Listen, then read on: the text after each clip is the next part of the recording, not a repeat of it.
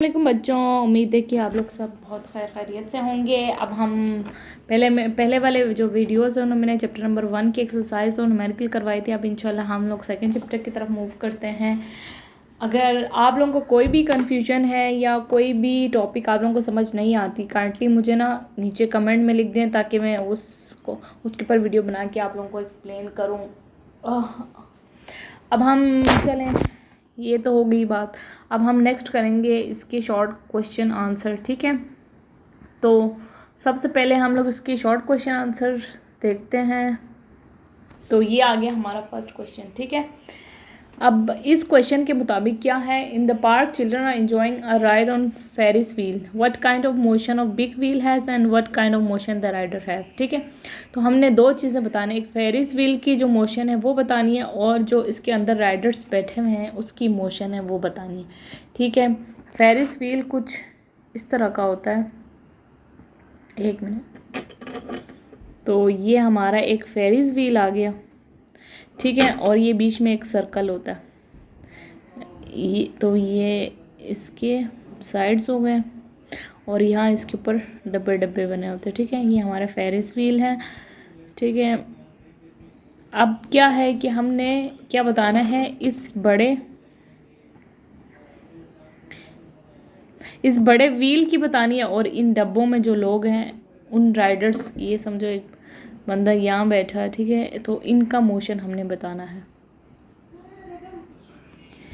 तो हमने इस फेरिस व्हील की, ये जो फेरिस व्हील है इसकी बतानी है और इसके अंदर अगर राइडर बैठा हो ना तो उसकी हमने मोशन बतानी है, ठीक है। सबसे पहले हम फेरिस व्हील की तरफ चलते हैं। जो फेरिस व्हील की जो मोशन हो गए वो है रोटेटरी मोशन, ठीक है। वो क्योंकि एक एक्सिस के गिर्द ये घूम रहा है। कौन सा एक्सिस? यहाँ। अगर मैं सेंटर पॉइंट से यूँ लाइन इसके परपेंडिकुलर, ये इसके बिल्कुल परपेंडिकुलर है। अच्छा, अगर आप लोगों को समझ नहीं है, ये परपेंडिकुलर लाइन है, ज़ाहिरी बात है मैं 2D तो नहीं ड्रॉ कर पा रही, लेकिन ये आप लोगों को समझ। अब ये एक्सिस के गिर्द घूम रही है तो उसकी क्या होगी कि वो रोटेशनल मोशन है इसकी, ठीक है। अब इस डब्बे में बैठे वाले बंदे की क्या मोशन होगी, ठीक है, जो अगर नीचे है तो इस डब्बे के जो बंदा है ये डब्बा यूँ मूव कर रहा है, यूँ, तो ये क्या एक सर्कल में मूव कर रहा है, तो ये एक इसका सर्कुलर मोशन हो जाएगा, ठीक है। आई होप यहाँ तक समझ आ गया पहला क्वेश्चन। अब हम लोग नेक्स्ट क्वेश्चन की तरफ चलते हैं। अच्छा, a boy moves from some time, ठीक है, कुछ टाइम के लिए मूव करता है कि ऐसे सिचुएशन बताना है कि उसका डिस्टेंस ज़ीरो ना हो और डिस्प्लेसमेंट ज़ीरो, ठीक है। एक तो इसके लिए दो हमने केसेस लिए हैं, ठीक है। एक है सर्कुलर ट्रैक है और दूसरा इसका आउट एंड बैक पाथ है, ठीक है। ये दो डिस्टेंस, अगर एक बंदा, ये देखो इस तरह है कि एक बंदा है वो पॉइंट ए पे खड़ा है, ठीक है। एक मिनट में, एक सर्कुलर मोशन, ये एक सर्कल है, ठीक है, ये पॉइंट ए है। अगर ये बंदा इस ए से मूव करता हुआ वापस इस ए पे आ जाए तो इसने एक सरकमफेरेंस तय किया है, लेकिन इसका क्या है कि इसका डिस्टेंस ज़ीरो नहीं है, लेकिन इसका डिस्प्लेसमेंट, क्योंकि ये उसी वापस पॉइंट पे आया है तो ये क्या है, इसका डिस्प्लेसमेंट ज़ीरो है।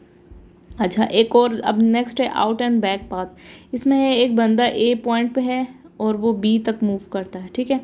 ए से बी पर मूव कर रहा है और वापस ये ए पे वापस जा रहा है, तो फिर क्या होगा कि इसने डिस्टेंस कवर किया है ट्वाइस, इसका डिस्टेंस तो ट्वाइस हो गया लेकिन डिस्प्लेसमेंट क्या है हमारा, ज़ीरो है, ठीक है। Got it. चलो अब हम नेक्स्ट क्वेश्चन की तरफ चलते हैं। A stone tied to swing is whirling in circle. What is direction of its velocity at any instant? ठीक है, तो हमारा एक मिनट में इसका वो डायग्राम बना दी ताकि आप लोगों को आसानी से पता चल जाए। ये यूँ, एक मिनट, ये एक परफेक्ट सर्कल नहीं बना, ठीक है। ये भी एक इतना परफेक्ट नहीं है लेकिन फिर भी ये एक बंदा है, इसने एक स्टोन को एक उसके साथ मूव कर, अब ये स्टोन इस डायरेक्शन में मूव कर रहा है, ठीक है, वो यूँ सर्कल में मूव करेगा। तो हमने इसकी टेंजेंटल, इसकी वो बतानी है वेलोसिटी की डायरेक्शन क्या होगी। तो इसकी वेलोसिटी की डायरेक्शन इसकी बिल्कुल टेंजेंट मूव करेगी, ठीक है। अब ये टेंजेंट, ये बिल्कुल स्ट्रेट लाइन तो नहीं है, अब ये यूँ सर्कल में, अगर इस पॉइंट पे देखेंगे तो ये यूँ मूव करी होगी, इस पॉइंट पे देखेंगे तो ये यूं हो गए, ठीक है। तो एक तो ये होता है कि इस स्टोन की कोशिश होती है कि ये बाहर की तरफ मूव करें और अंदर की तरफ सेंटीपीटल फोर्स इसको अपनी तरफ खींचती है, तो ये कुछ यूं वेलोसिटी की डायरेक्शन बन जाती है, ठीक है। तो ये बिल्कुल टेंजेंट होगी, ठीक है। यहाँ तक समझ आ गई है। ये question number 2 is instant is tangent to the circle, ठीक है। और ये मैंने इमेजिन ये बताया हुआ है कि हमने कैसे अभी जो बताया ना वो इसमें बताया लिखा हुआ है। अच्छा, is it possible, next question, question number 4 की तरफ चलते हैं। Is it possible to accelerate an object without speeding it up और स्लोइंग इट डाउन? कि हम लोग किसी बॉडी को एक्सेलरेट कर सकते हैं अगर हम इसको स्पीड अप या स्लो डाउन ना करें, ठीक है। तो हमारा जो एक्सेलरेशन क्या होता है, एक्सेलरेशन क्या होता है, वेलोसिटी, चेंज इन वेलोसिटी है, ठीक है, चेंज। और वेलोसिटी क्या होता है, स्पीड और डायरेक्शन दोनों पे डिपेंड करती है। अगर उसकी स्पीड तो नहीं चेंज हो रही, ठीक है, मतलब वेलोसिटी तो चेंज नहीं हो रही, तो हम लोग अगर इसकी डायरेक्शन को चेंज कर देना तो क्या होता है, हम लोग इसको एक्सेलरेट करा सकते हैं बाय डायरेक्शन, क्योंकि एक वेलोसिटी एक क्या है, वेक्टर क्वांटिटी है, ठीक है। बाय डायरेक्शन वेलोसिटी क्या है, वेक्टर क्वांटिटी है। वेक्टर क्वांटिटी में क्या होता है, एक इसका मैग्नीट्यूड होता है और एक इसकी डायरेक्शन होती है। तो हम लोग क्या होता है, इसकी डायरेक्शन को चेंज करते हुए इसको चेंज कर सकते हैं। नेक्स्ट क्वेश्चन है, can a car move toward right have a direction of acceleration toward left, ठीक है। एक कार है, अगर वो राइट की तरफ मूव करिए तो उसकी एक्सेलरेशन लेफ़्ट की तरफ हो सकती है। हाँ, ऐसा बिल्कुल पॉसिबल है। अगर तक कब पॉसिबल है, ये तब पॉसिबल है जब वो कार स्लो डाउन हो रहा हो, ठीक है। वो स्लो डाउन हो रहा हो तो फिर इसकी एक्सेलरेशन क्या होता है, लेफ़्ट पे है, और वो कार किस डायरेक्शन में मूव कर रहा है, राइट की तरफ, ठीक है, ठीक है। तो ये क्या है इसकी, और इस केस को क्या बोलते हैं, डीसेलरेशन, ठीक है। जब हम लोग वैसे भी जैसे ब्रेक अप्लाई करते हैं तो उस तरह, ठीक है। अच्छा, अब नेक्स्ट क्वेश्चन है, क्वेश्चन नंबर 6 है, with the help of daily life example हमने एक सिचुएशन बताना है जिसमें हमारे acceleration is in direction of motion. सबसे पहला केस है acceleration in direction of motion है। तो इसमें क्या होगा कि अगर हम लोग एक बॉल को ऊपर ऊपर फेंक देंगे, ठीक है, तो उसकी डायरेक्शन भी क्या होगी, एक्सेलरेशन की डायरेक्शन भी होगी अपवर्ड। तो ये क्या है, दोनों की डायरेक्शन सेम है, तो वो मोशन के डायरेक्शन में मूव कर रही है। अब हमने ऐसा acceleration against direction of motion, ठीक है। अब एक रॉकेट है, वो अर्थ के उसमें blast from the earth, rocket earth से बाहर जा रही है, ठीक है, उसमें अर्थ से जा रही है। The hot gases propel the upward, जो हॉट गैसेस है वो क्या करते हैं कि रॉकेट को अपवर्ड मूव करता है और accelerating it against downward pull of gravity. और ये किसके अपोजिट मूव कर रही है, डायरेक्शन ग्रेविटी के अगेंस्ट। हम लोग इसकी वजह से दो भी बता सकते हैं। एक तो ये है कि ये हमारा रॉकेट है, ठीक है, वो अपवर्ड मूव करे, और नीचे किसको वो करते हुए, ग्रेविटी को, ग्रेविटी इसकी डाउनवर्ड डायरेक्शन में है, ठीक है। तो ये दोनों आपस में अपोजिट डायरेक्शन है।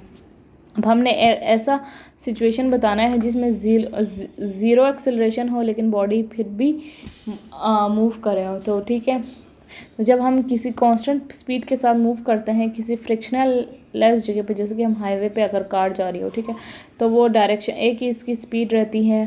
तो कि अगर उसकी स्पीड हम एक ही रखेंगे तो हम लोग कोई भी एक्सेलरेशन अप्लाई नहीं कर रहे, लेकिन क्या हो रही है उसकी, वो बॉडी फिर भी मोशन में है, ठीक है। बच्चों यहाँ तक समझ आ गई। अब हम इसके नेक्स्ट क्वेश्चन की तरफ चलते हैं। एग्जामिन, हमने ये हमारा एक ग्राफ है, ठीक है, वेलोसिटी टाइम ग्राफ है, ठीक है। हम देख रहे हैं कि ये हमारा को ये 1 2 3, ठीक है। तो ये जो बीच में ये ना, ये 1 2 है, ठीक है, मैंने 2 4 6 लिख दिया। ये ग्राफ आप लोगों के बुक में भी यही ग्राफ दिया हुआ है, ठीक है। तो ये मैंने खुद ड्रॉ किया है। तो ये ग्राफ हमारा बताया हुआ है। तो इसमें हमने क्या बताना है, स्पीड बताना है, स्पीड ऑफ मोटरसाइकिल। तो स्पीड इसमें क्या है, डिस्टेंस टाइम ग्राफ में स्पीड क्या है, इसमें ये कांस्टेंट स्पीड के साथ मूव कर रहा है, ठीक है। It is moving with constant speed, ठीक है।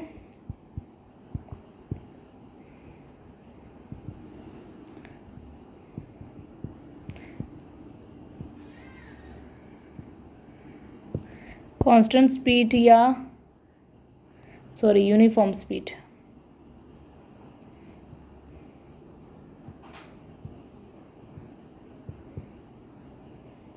ठीक है, अब हम इसका वेलोसिटी टाइम ग्राफ कैसे बनाएंगे, ठीक है, क्योंकि देखो ये 1 पे इसकी वैल्यू 10 है, डिस्टेंस 2 पे इसकी 20 है, 3 पे 30, 4 पे 50। तो क्या इसमें चेंज आ रही है? नहीं आ रही, सिर्फ 10 का डिफरेंस है। तो इसका मतलब ये कि हमारी वेलोसिटी में कोई चेंज नहीं आ रही, तो ये एक स्ट्रेट लाइन हमें ग्राफ देगा। ठीक है, तो ये हमारा इसका वेलोसिटी टाइम ग्राफ है। ठीक है, ये ड्रॉ हमने कर लिया है। अब हम नेक्स्ट क्वेश्चन की तरफ चलते हैं, जिसके मुताबिक है which control in the car produce acceleration and deceleration. ये बहुत आसान क्वेश्चन है, ये अक्सर जिनको गाड़ी चलानी आती है तो उनके इसके बारे में बहुत अच्छी तरह पता है कि हम जब एक्सेलरेटर दबाते हैं तो हमारा कार क्या होता है, स्पीड अप हो जाता है। ठीक है, उसका स्पीड इंक्रीज़ हो जाता है, तो ये इसकी एक्सेलरेशन हो रही है।